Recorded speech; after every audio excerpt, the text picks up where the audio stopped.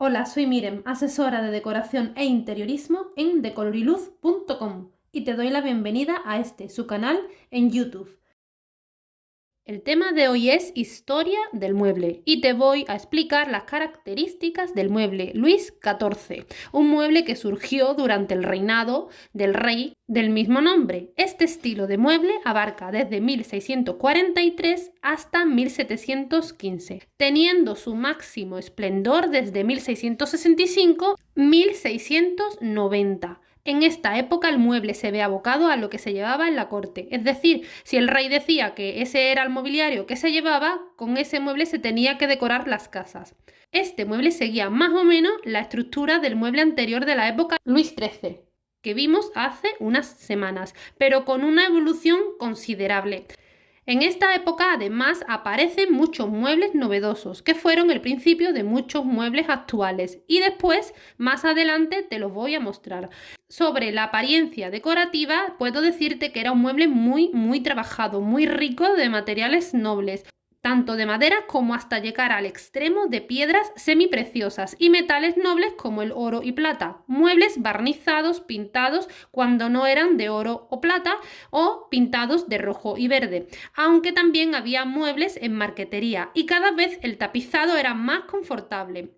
Y las telas eran de coste elevado y de colores muy llamativos. En esta época surgen muchos artistas ebanistas, como a destacar, te diré, André Charles Bull, el cual inventó una técnica magistral en marquetería, la que lleva el mismo nombre, Bull.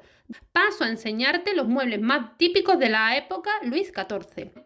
No sin antes decirte que al final de la época este mueble acaba impregnándose de la cultura oriental del momento, que curiosamente en aquella época, a diferencia del actual, los colores orientales eran el azul y el blanco.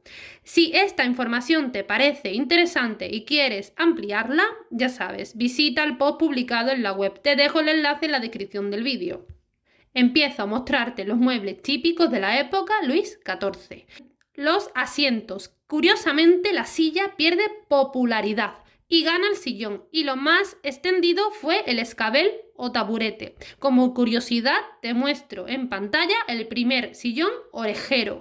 Las mesas siguen el estilo de la época anterior. La única curiosidad es que el mantel inventado en la época anterior, Luis XIII, se deja de usar. Lo que sí aparece en esta época es la primera mesita auxiliar y el guerindón, una mesita auxiliar de 3 patas. Ahora te enseño la mensa ménsula, nuestra consola actual. En esta época es cuando se inventa y encima de ella se ponía un espejo, tal como ahora. El cabinet, el mueble para guardar cosas pequeñas. Seguía el mismo estilo de la época anterior, pero sin puertas, se veían sus cajones. La cómoda, otro invento de esta época. Como ves en pantalla, guarda mucha similitud a la cómoda actual. El armario de 2 puertas, siguiendo la misma estructura de la época anterior. La cama sigue con dosel, pero hay variaciones en él. Dependiendo de su dosel, así se llamaba la cama. Te enseño 2 ejemplos, lit de apagar y el duchesse.